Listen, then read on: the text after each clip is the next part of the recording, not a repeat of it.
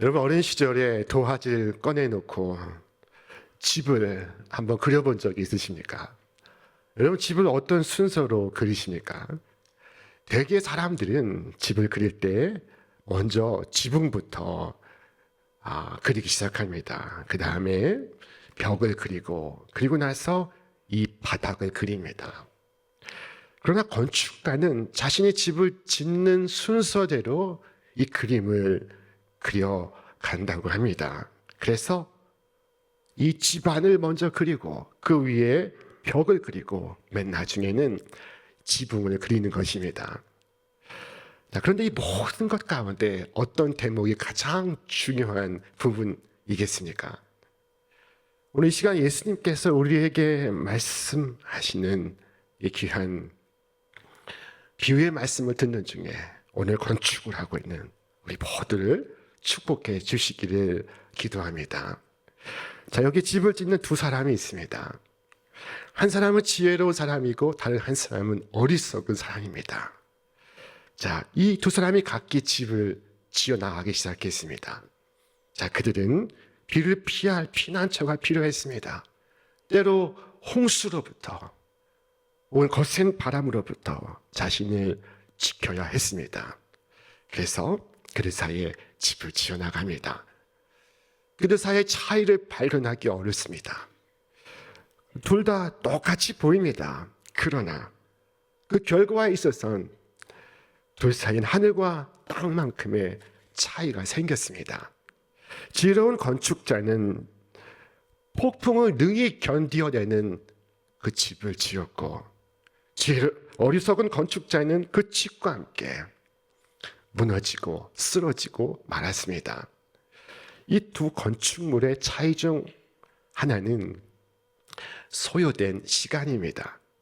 지혜로운 사람은 땅을 파느라 상당한 시간을 걸려야 했습니다. 자, 누가복음은 집을 짓되 깊이 파고 추출을 반석 위에 놓았다고 말씀하고 있습니다. 추출한 기초를 말하는 것입니다. 땅을 깊이 파는 것은 여러 날이 걸렸을 것입니다. 그는 여러 날 걸려 반석 위에 추출을 놓았습니다. 땅을 깊이 파고 그리고 추출을 놓는 것은 많은 시간이 걸릴 뿐 아니라 많은 수고를 요하는 것입니다.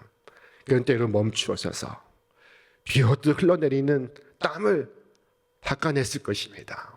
그리고 일을 마치고 집에 돌아가 누우면 마치 파김치 같았을 것입니다. 반면 어리석은 사람은 모래 위에 집을 짓기 시작했는데 그의 건축은 신속하게 진행이 되었습니다. 모래는 부드러웠습니다. 그는 그 위에 쉽고 빠르게 벽을 올렸고 곧바로 지붕을 설치하였고 이제 막 공사를 마무리하려 하고 있습니다. 그러나 그렇게 모든 것을 서두른다 해서 모든 것이 다 좋은 것은 아닙니다. 그는 빠르게 집을 지어갔으나 그의 집은 대단히 불안정하였습니다. 왜냐하면 그 집의 기초가 부실했기 때문입니다. 기초가 빈약한 집이 구조물을 단단히 견지하는 것은 어렵습니다. 그의 집의 벽은 벌써 갈라지고 그리고 틈이 벌어지고 있었습니다. 그는 그때마다 흙을 바르고 그리고 치료했지만 그러나 한쪽을 가리면 다른 쪽에서 같은 일이 반복되고 있었습니다. 그 집을 지을 때 땅을 깊이 파고 추출을 놓았더라면 그는 그 건축물을 보수하기 위해 들인 그 시간과 그 비용을 절약했을 것입니다. 자, 사랑하는 여러분, 견디지 못할 벽을 세우지 마시기를 바랍니다.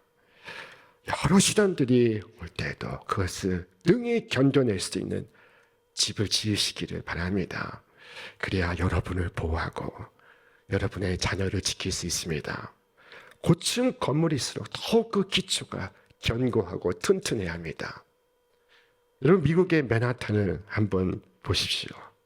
고층 건물들이 즐비한 맨하탄의 저 남쪽은 그 집안의 특성을 고스란히 반영하고 있습니다.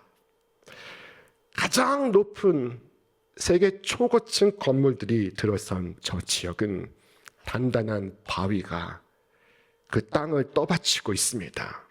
이 단단한 기반은 초고층 건물들의 엄청난 무게를 떠받치기에 충분한 기초를 제공합니다. 그럼 만일 이 단단한 기초 없는 모래 위에 이같이 높은 건물을 세운다면 어떻게 되겠습니까? 건물이 올라가면 올라갈수록 더 위태로워져 갈 것입니다. 건물의 하중을 모래가 견딜 수 없는 까닭입니다. 벽돌을 하나씩 쌓아 올릴 때마다 붕괴의 위험성은 더욱 커져만 갈 것입니다. 이 두 집 사이의 차이는 밖으로 보이는 벽돌에 있지 않습니다. 그것은 보이지 않는 땅 속에 있습니다. 그것은 모두 기초인 것입니다. 그 차이는 바로 기초의 문제였습니다. 하나님의 자녀는 땅을 깊이 파고 그리고 반석 위에 주추를 놓습니다. 회개로서 그 땅을 파고 예수 그리스도 위에 자신의 집을 건축합니다. 여러분이 반석 위에 주추를 놓으려 한다면 먼저 깊은 회개를 해야 한다는 사실을 명심하시기 바랍니다. 회개는 땅을 파는 것입니다. 눈물의 회개는 땅을 깊이 파는 행위입니다. 회개가 없는 삶은 무실 공사를 초래합니다. 하나님은 상한 심령을 찾고 계십니다. 하나님께서 구하시는 제사는 상한 심령이라. 예수님도 말씀하셨습니다. 애통하는 자는 복이 있나니 그들이 위로를 받을 것이며 자신의 죄에 대하여 슬퍼하는 사람은 하나님의 위로를 받을 것입니다. 애통이 변하여 기쁨이 될 것입니다. 슬픔이 변하여 그의 찬송이 될 것입니다. 구약의 선지자 요엘은 말했습니다. 너희는 옷을 찢지 말고 마음을 찢고 너희 하나님께로 돌아올지어다. 여기 두 사람이 집을 짓기 시작했습니다. 지혜로운 사람은 땅을 깊이 파고 반석 위에 주추를 놓았으며 어리석은 사람은 모래 위에 빠르게 지어가기 시작했습니다. 자, 그리고 각각의 집이 완성되었습니다. 먼저 지혜로운 자의 집을 보겠습니다. 비가 지금 내리고 있습니다. 세찬 비가 지금 그의 집을 쓸어가려고 하고 있습니다. 그러나 그의 집은 반석에 서 있습니다. 모래 위에 서 있는 것이 아닙니다. 세차게 내리는 빗소리를 그는 음미하고 있습니다. 그는 그의 집 안에서 위안을 얻고 있습니다. 지붕을 때리는 빗방울 소리를 들으며 온 가족이 기쁘게 담소하고 있습니다. 그 다음에는 홍수가 밀려왔습니다. 그러나 홍수도 반석 위에 세운 집을 무너뜨릴 수가 없었습니다. 그 집은 견고히 서 있었습니다.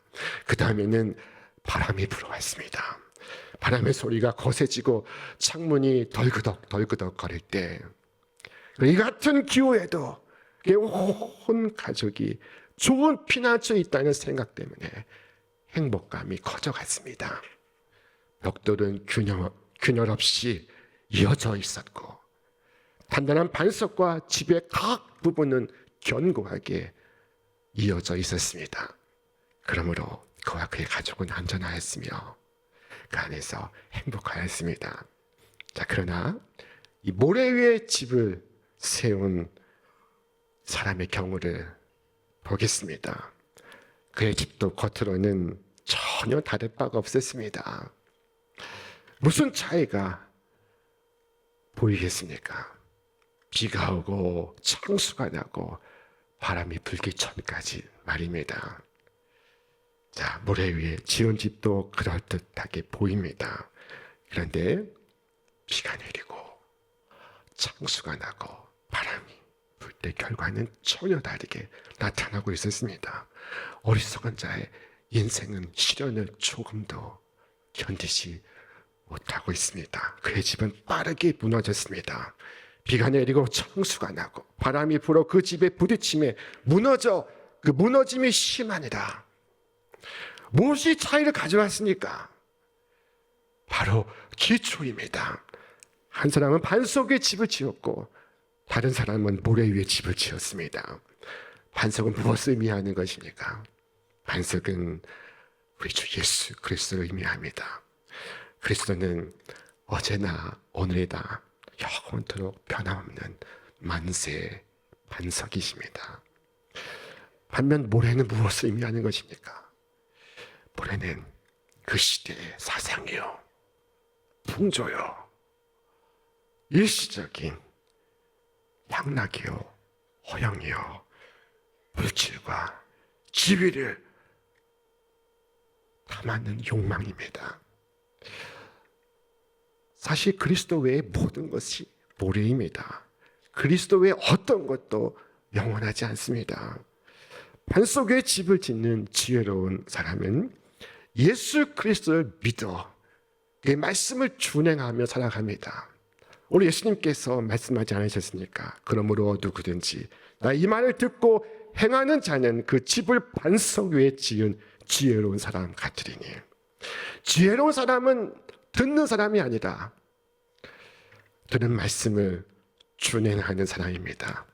아무리 말씀을 들어도 행동하지 않으면 무슨 소용이 있겠습니까? 참된 믿음에는 행함이 있습니다. 영혼 없는 몸이 죽은 것 같이 행함이 없는 믿음은 죽은 것이니라. 성경이 말씀하고 있습니다. 행동이 따르지 않는 지식은 믿음일 수가 없습니다. 참된 믿음은 주님의 말씀에 생명을 위탁하고 삶을 위탁하고 생명을 위탁하는 것입니다. 감리교 신학대학의 교회사 교수였던 이덕주 교수가 은퇴하면서 간증집을 내었습니다. 이 말씀을 나눈 적이 있었습니다. 대개 교수는 논문집을 내는데 이분은 간증집을 내었습니다. 간증집의 제목이 너는 내 자식이 아니다 라는 것이었습니다. 이분의 어머니는 35세 혼자가 되어서 식당에서 일하고 화장품 외판을 하면서 3남매를 길렀습니다. 많은 고생을 하였습니다. 그런데 어느 날 3남매를 불러놓고 그 어머니가 엄숙하게 선언했습니다. 잘 들어라. 오늘부터 너희는 내 자식이 아니다. 그 말 듣는 순간 자녀의 마음이 철렁했습니다. 이제 형은 고아원으로 가고 누이는 식모로 가고 자기는 양자로 어느 집에 들어가겠구나. 자, 근데 그 다음 말씀이 이것입니다.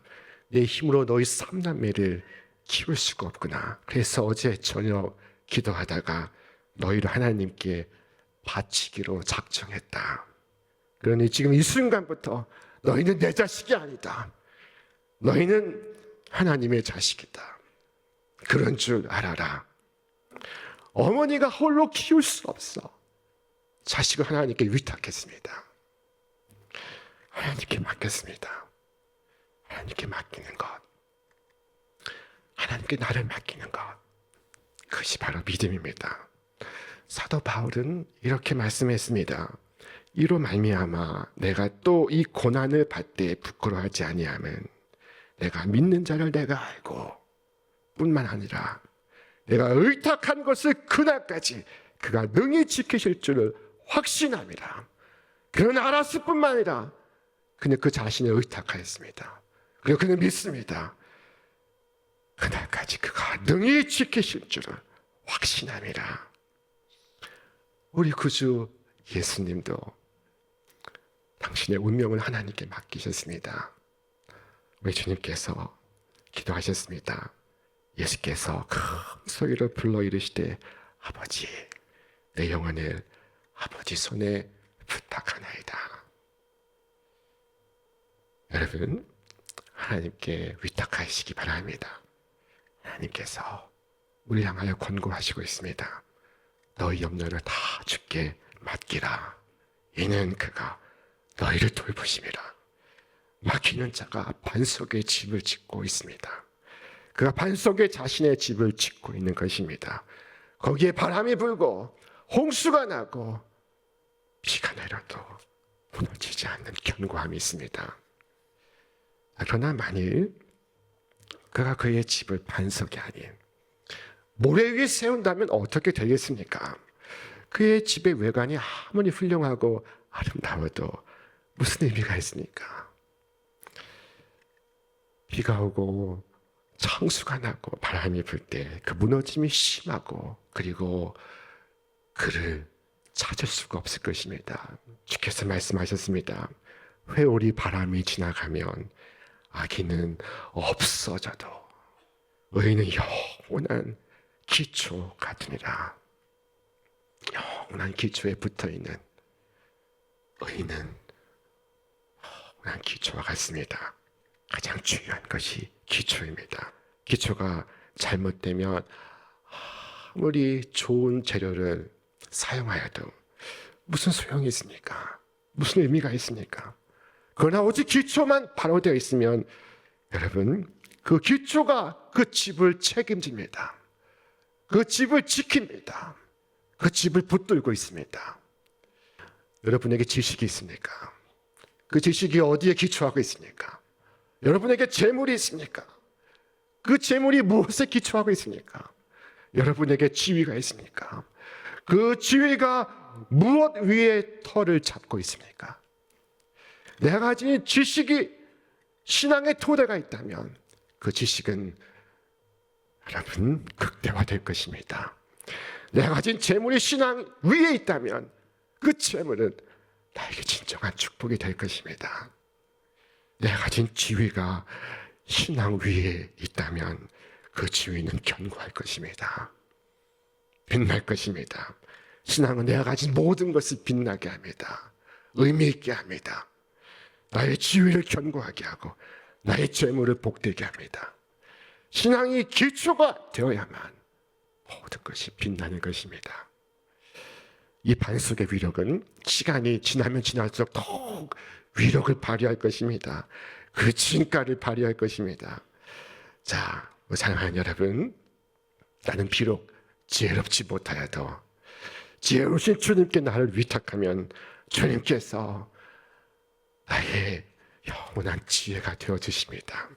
나는 힘이 없어도 능력의 주님께 나를 위탁하면 주님께서 나의 흔들리지 않는 큰 배경이 되어주실 것입니다. 오늘 여러분의 기초는 무엇입니까? 여러분 전적으로 구주의 말씀에 기초하고 있습니까? 아니면 그리스도 아닌 다른 그 무엇에 기초를 두고 있습니까? 어느 교회에 김 집사는 새 남편이 운영하는 사무실을 이전할 계획을 갖고 있습니다. 불경기 때문에 걱정인데다가 주변에서 길이를 잘 정해야 운을 탄다는 말을 많이 해서 이 김 집사는 불안감에 점집을 방문했습니다. 그리고 이사 날짜를 받아왔습니다.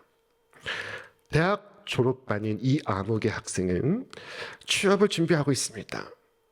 이 학생은 홍대 주변의 친구들을 만나서 재미삼아 타로 점을 보는 카페를 찾아갔습니다.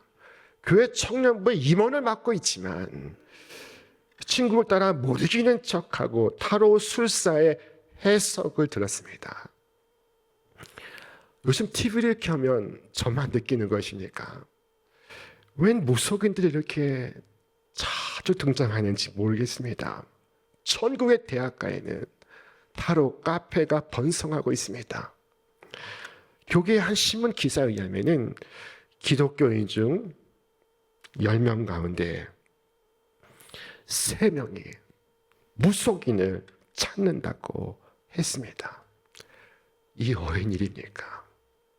이것이 어찌된 일입니까? 젊게 위해 인생을 건축하는 것은 불행한 일입니다.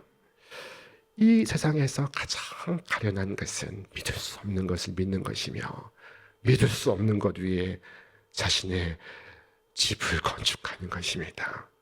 그 집은 무너지고 다시 일으켜 세움을 받지 못할 것입니다. 하나님께서는 이를 향하여 말씀하시기를 너희는 내가 미워하는 이 가증한 일을 행하지 말라 하셨습니다. 그리스도가 아닌 다른 무엇이 내 삶의 기초가 된다면 여러분 비가 오고 장수가 나고 바람이 불 때 그 무너짐이 심할 것입니다. 아무리 화려했어도 소용없습니다. 예수님께서 이 비와 홍수에 빗대어 말씀하셨다면 사도 바울은 불에 빗대어 말씀하고 있습니다. 만일 누구든지 금이나 은이나 보석이나 나무나 풀이나 짚으로 이 터 위에 세우면 각 사람의 공적이 나타날 터인데 그날이 공적을 밝히리니 이는 불로 나타내고 그 불이 각 사람의 공적이 어떠한 것을 시험할 것입니다. 천하의 모든 사람이 집을 짓고 있습니다. 우리는 우리의 집을 짓고 있는 중입니다. 여기 두 사람이 집을 짓고 있습니다. 한 사람은 땅을 깊이 파고 반석 위에 짓고 있습니다. 그러나 다른 한 사람은 모래 위에 그냥 집을 짓고 있습니다. 여러분은 어디에 집을 짓고 있습니까? 반석 위에 집을 짓고 있습니까? 하나님 중심의 삶을 살고 있습니까? 하나님의 말씀과 그 뜻에 나의 인생과 나의 가정을 세우고 있습니까? 여러분 기억하십시오. 그리스도가 아닌 모든 것은 모래입니다. 오늘도 귀중한 인생들이 위태롭게 지어져 가고 있습니다. 위태롭게 서 있습니다. 바울은 에베소 교회 성도들을 위하여 기도하며 이렇게 당부했습니다. 지금 내가 여러분을 반석이 되신 주와 및 그 은혜의 말씀에 부탁하노니 반석이 되신 그 말씀이 여러분을 능히 든든히 세우사 거룩하게 하심을 입은 모든 자 가운데 기업이 있게 하시리라. 만세 반석 되신 주님의 말씀이 여러분의 집을 건축하시기를 바랍니다.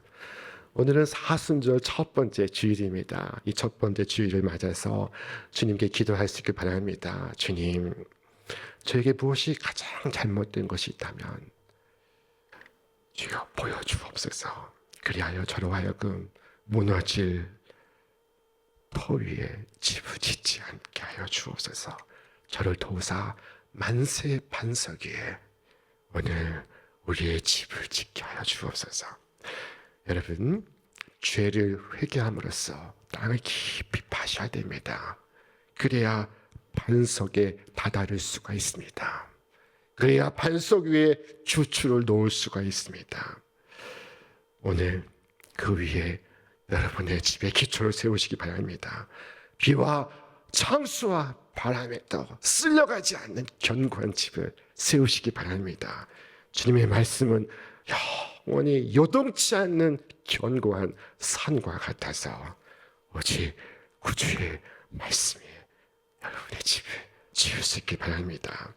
영원한 반석 대신 주님의 말씀 위에 오늘 집을 짓는 여러분 위에 이제와 영원토록 하늘의 감사와 기쁨과 찬송이 가득하시기를 주의 이름으로 축원합니다.